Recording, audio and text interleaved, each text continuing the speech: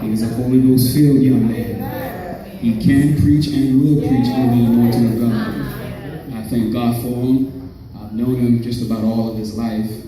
And just to see the hand of God on his life and to see him come up in the ministry and to see God use him mightily, it is a beautiful thing. Because you don't see that nowadays with many young people, especially someone his age. You don't get to see that very often. But thank God that he has been raised in the church. He was raised by two sanctified parents, Lady Charmin Thourogood, sitting right here in the front row. God bless you. And of course, one of the greatest men of God that walked on this earth, God knows, the late Pastor Adam L. Thourogood. Amen. It is definitely an honor and it's definitely a privilege to be able to witness his walk with Christ and to be able to see him grow and mature and develop in his most holy faith. So I want to let you know that you are in for a treat tonight because he will preach, he can preach. Don't let it fool you. He is anointed by God and he has been brought up right before God. So this time we're going to call upon Sister Tyra Hills from New Jerusalem. If she will come and give us our Semitic solo, after which I ask that you stand on your feet out of reverence and respect and receive God's messenger of the hour, none other than the minister Aaron Thorough.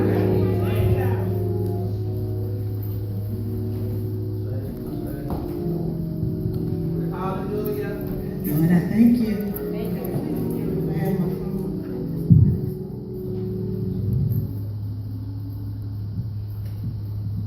When the saints go to worship, that's when the King of Kings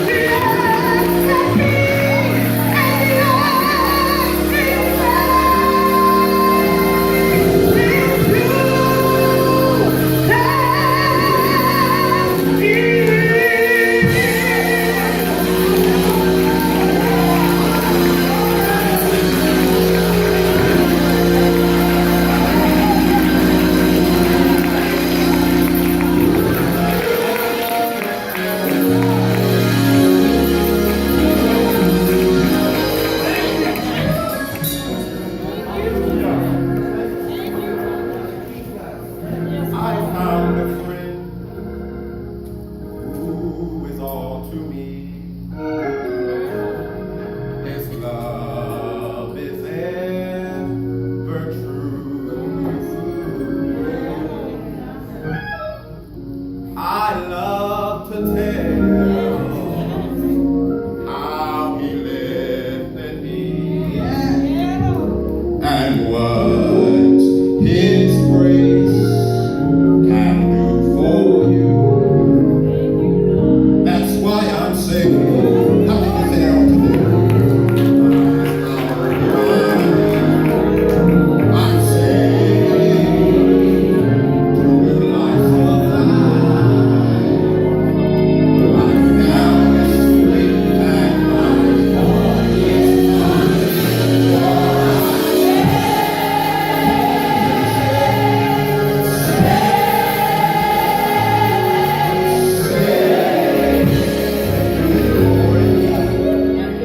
being all alone in love, he said to me,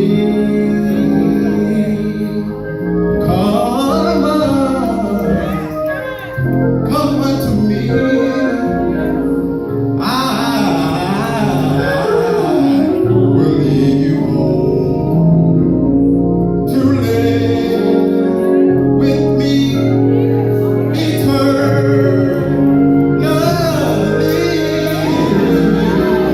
I'm saved by his Father.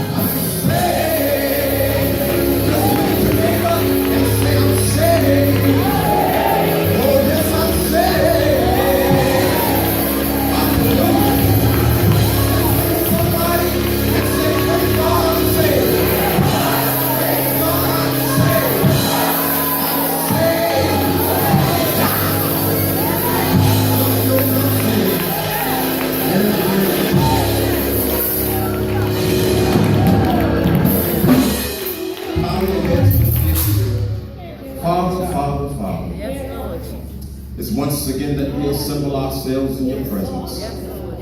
God, first of all, we just want to give your name all the glory and all the honor. For after all, God, it all belongs to you. Then, God, we just want to say thank you for allowing us to gather here together in peace. In the name of Jesus.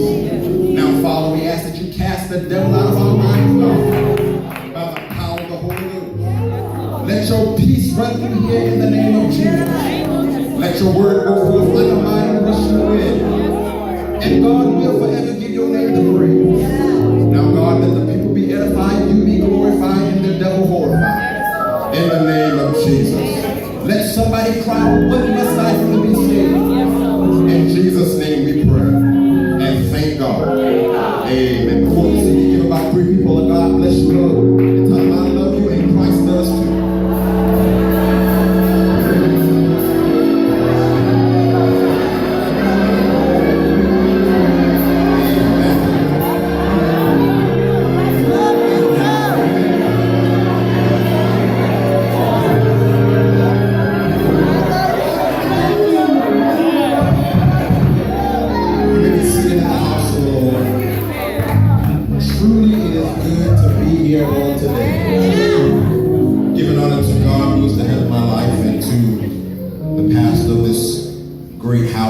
Pastor Harold, and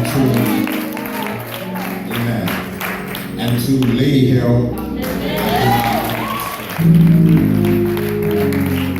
and to the people of Sheepgate, I thank you for welcoming me here on today.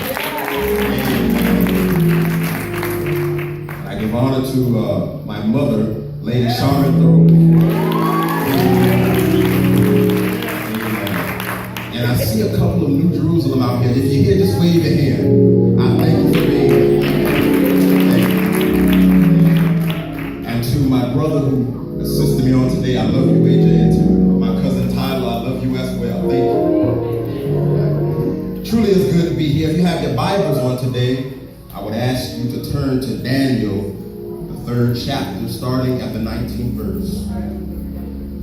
Now the story of the story of the 3 Hebrew boys is long, so when you're in your own time of leisure, you can read it. But we're going to start at the 19th verse on today. Amen? Amen. When you have it, say amen.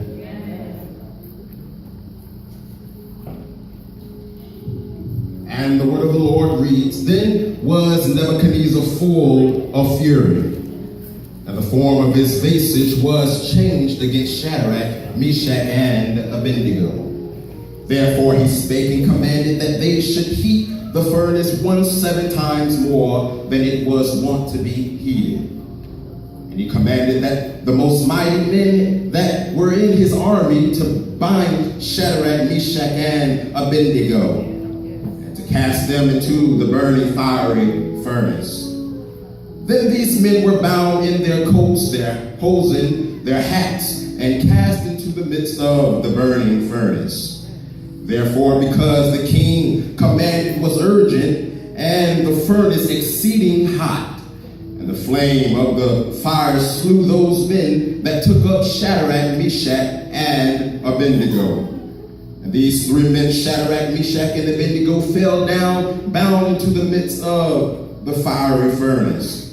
Then Nebuchadnezzar the king was astonished, and rose up and in haste, and spake and said unto his counselors, Did not we cast 3 men bound into the midst of the fire? They answered and said unto the king, True, O king. He answered and said, Lo, I see 4 men loose, walking in the midst of the fire, and they have no hurt. And the form of the 4th one is like the Son of God. Then Nebuchadnezzar came near to the mouth of the burning fiery furnace, and spake and said, Shadrach, Meshach, and Abednego, ye servants of the Most High God, come forth and come hither. Then Shadrach, Meshach, and Abednego came forth out of the midst of the fire. And the princes, the governors, and captains, and the king's counselors, being gathered together, saw these men upon whose bodies the fire had no power, nor was an hair on their heads singed. Neither were their coats changed, nor the smell of fire had passed on them. Then Nebuchadnezzar spake and said, Blessed be the God of Shadrach, Meshach, and Abednego, who hath sent his angels and delivered his servant that trusted in him, and hath changed their king's words, and yielded their bodies that they might not serve nor worship any God except their own. Therefore I make a decree that every people, nation, and language which speak anything against the God and of Shadrach, Meshach, and Abednego shall be cut in pieces, and their houses shall be made of dunghills, because there is no other God that can deliver after this sort. And we close the book. You may be seated in the house of the Lord. If there were a thought that I would leave you on today, I would tell you to just lean to your neighbor and say, Neighbor, don't faint. Just in case that neighbor didn't get it, look across the room and get somebody else and tell them, Neighbor, don't faint. Don't faint. Don't faint. As we begin to look at today's society and all that's going on, we see a great number of men and women that have made a decision to live their life in a more secular or contemporary way. And in particular, if we just take a moment and examine our youth of today, we then see that many of us do not portray young men and women of valor. It is in this hour that we see men and women being killed due to drug addiction, gang affiliation, and many other things that the enemy has designed to destroy young people. When we look at our daily news, we see young men and women being arrested behind various crimes. We see young men and women being killed behind racist acts. While all of this is going on, the thought goes through my head. And that thought is, where is the stand? Most of the times when we hear the word stand, we begin to think of the civil rights movement, when those such as Martin Luther King and Rosa Parks and Malcolm X stood against racist behaviors back in the 1950s and 60s. Even in present times, when we hear the word stand, we begin to think of the phrase Black Lives Matter. Y'all follow me here? Yeah. Even now, if you wanted to believe it or not, if you wanted to believe it or not, you have the stand of those that believe in men marrying men and women marrying women. If you want to take it even further, you have to stand for men that have changed their natural look and desires the look of a woman, and whether or not he should be allowed in the women's restroom. Whether you want to believe it or not, these stands affect us in a positive or negative way. But none of these stands are the stands that I am referring to. The stand that I am talking about is the stand for righteousness and holiness. Look at your neighbor and say, the stand for righteousness and holiness. When we go back and look at the story of Shadrach, Meshach, and Abednego, we see that these three men were willing to stand against the highest authority. When King Nebuchadnezzar sent word throughout the plain of Dura that he had made a golden image, and at the sound of the trumpet, those that heard it would bow down and worship the image that he had set up. The Bible says that King Nebuchadnezzar told the people that was in attendance that if they did not bow down at the sound, they would be thrown in the fiery furnace. As we read on in the text, we then see where the three Hebrew boys are brought to the scene. Well, the sound of the trumpet went off, and at that point, everyone was expected to bow down. Well, it is in this next part of the story where I begin to get a little confused. It is in this part of the story where I begin to get a little confused. I begin to get just a little bit confused at this point of the story. Well, as we read on the text, the Bible says that King Nebuchadnezzar told the people that was in attendance that if they did not bow down at the sound of the trumpet, they would be thrown in the fiery furnace. As we read on in the text, when we see where the three Hebrew boys are brought to the scene, well, it is at this point of the story where I just begin to get a little confused.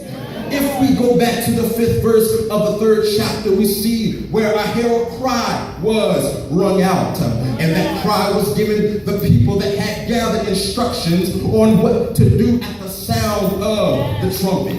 Many times when this scripture is being preached, we are only taught that the three Hebrew boys were the only ones that did not bow down. Well, yes, to a certain degree, they were the only ones that did not bow down.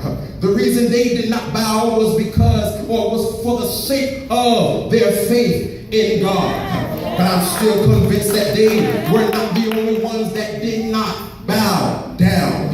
If we go back to the 8th verse down to the 12th, we then see where the Bible says the Chaldeans, or the astronomers back then, that were present during the sound of the trumpet were the ones that spotted that the three Hebrew boys did not bow down. It is at this part of the story where I begin to get confused.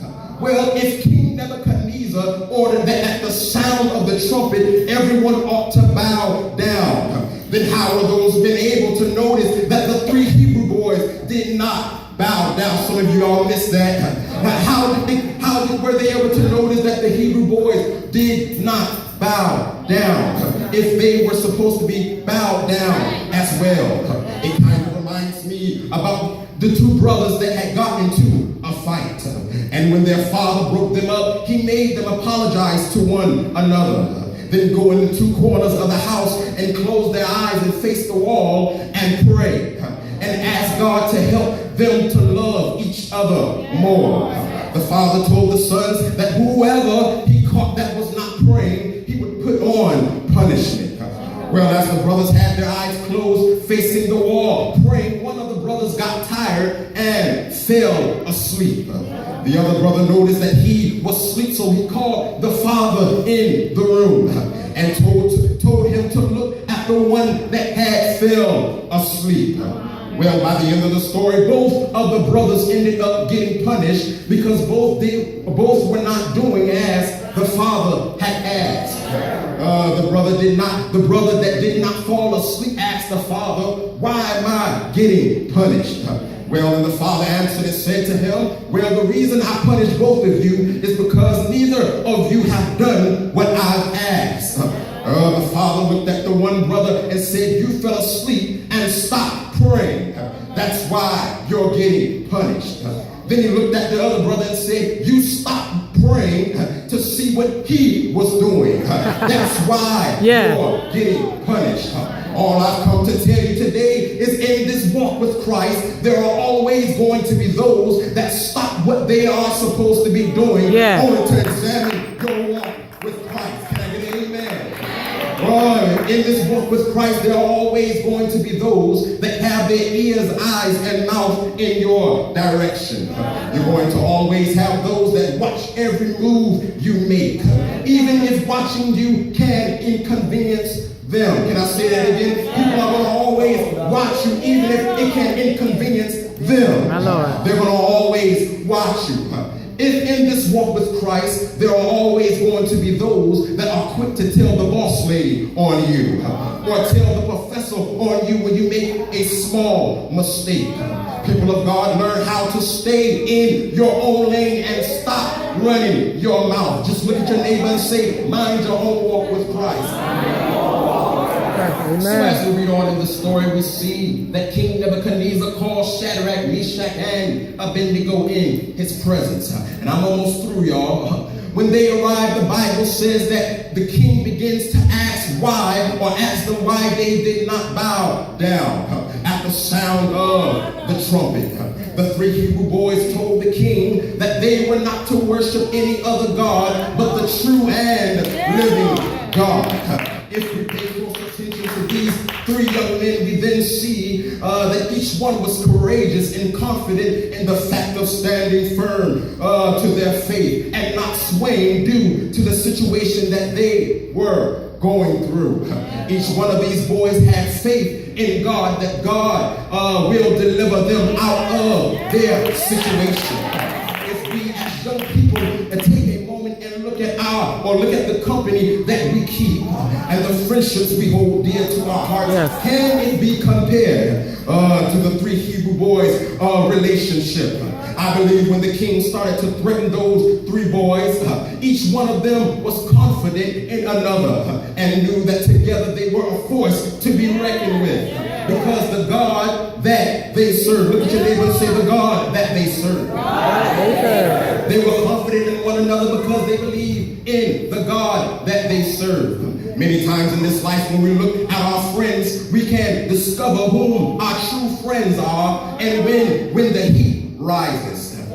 It kind of reminds me of the little girl that fell down a dry well while playing with her best friend.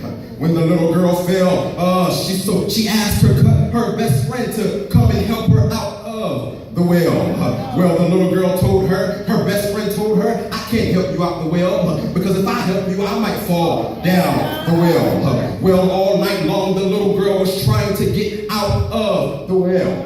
And finally, she started to climb and she got out eventually. The next day, she came across her so-called friend and asked, "Why didn't you help me?" The other girl answered and said, "Because I didn't want to fall in trying to help you out." From that day on, the little girl realized that she was not really her best friend. Well, people of God, I've come to tell you today is if you really want to find out who your true friends are, get in a place where you need their help and watch what happens. Shadrach, Meshach, and Abednego knew that they could trust one another. And they had faith, or they had the attitude, if one goes down for the sake of Christ, we all go down. Young people of God, when living for Christ, you cannot keep friendships and relationships that are not on the same spiritual level as you. Amen. Young people of God, watch the relationships that you keep. For an example, young people, you cannot expect to live young and holy, but be best friends with a cigar smoker. Because sooner or later, that friend is going to be sucking that cigarette so good, it's going to make you want to try it. Sooner or later, that so-called best friend is going to tell you to try it. It won't hurt anything. It's just one puff. And by the time you look up, that one puff you did cost you now a high price in money per year. Because you got addicted off of that one puff. Ladies and gentlemen, birds of a feather flock together. In other words, people of the same sort or with the same interests will be found together. Shadrach, Meshach, and Abednego had things in common. That's why they hung out with one another. The most important thing they had in common was that they believed in God. And they knew whatever circumstance they faced, God was able to deliver them. In life, if you truly want to live holy and be successful, hang around those that fear God and those that want to better themselves. Can the church say yes? Young people of God, you cannot expect to be successful and you hang with a drug dealer or hang with that young man and woman that skipped school on a regular. In order to obtain success and live righteous, you must watch the company you keep. Look at your neighbor and say, know who your true friends are. Oh, y'all didn't say that loud enough. Look at your neighbor and say, know who your true friends are. So as we move on in the story, we see that the three Hebrew boys refused to bow down at the golden image. The Bible says at this point, King Nebuchadnezzar is furious at the fact that they seem to disobey his command. So he then tells the strongest men and his army to throw the boys in the fiery furnace. All while this is happening, the three Hebrew boys had faith in God. And they believed that he would deliver them out of this dilemma. Many of us today need to learn no matter what I might be about to face. I have enough confidence in God that he will deliver. So the Bible lets us know many are the afflictions of the righteous. But God will deliver them out of the wrong. People of God, whatever you might be facing, know that God will deliver you. Know that God is not a man that he should lie. Know that God, if God said it, it shall come to pass. Just look to your neighbor and say, have faith in God. We must have faith in God no matter what the enemy throws at us. We must have faith in God. We as the people of God must learn how to have faith in God no matter what the test might be. We must have faith in God no matter how high that mountain may look. We must have faith in God no matter how low that valley may be. For the Bible lets us know without faith it is impossible to please God. Church say yes. Shadrach, Meshach, and Abednego knew and had enough faith in God to stand their ground. As King Nebuchadnezzar gave orders to have them thrown in the fire, I believe they had the attitude of Romans 14 and 8. For God I live and for God I die. So the king had them thrown in the fire. The Bible says that the king jumped to his feet in amazement. Then he asked the question, wait, did we not throw 3 men in the fire? And the men answered, yes. Then the king asked the question, or the king was even more floored. He said, well, I see men walking around in the fire, and one looked like the Son of God. Sometimes in this life, the enemy will throw things in our face with the intentions to knock you off your feet. The enemy will throw things in your face because he thinks that you don't believe in the God that you say you believe in. So the Bible lets us know that they that know their God shall be strong and do exploits. We as the people of God must have faith in God. Come what may, I will have faith in God. The enemy may be all around, but I will have faith in God. That hell house may be barking at my door, but I will have faith in God. The economy may be going down, but I will have faith in God. Well, when the king saw that nothing seemed to be wrong with the 3 Hebrew boys, he called them forth when, and when they came forth, the king Nebuchadnezzar couldn't believe his eyes. I believe while the 3 Hebrew boys was coming out of the fire, they had the testimony, he walks with me, and he talks with me, and he tells me that I am his own, and the joy that we share as we tarry there, none other has ever known.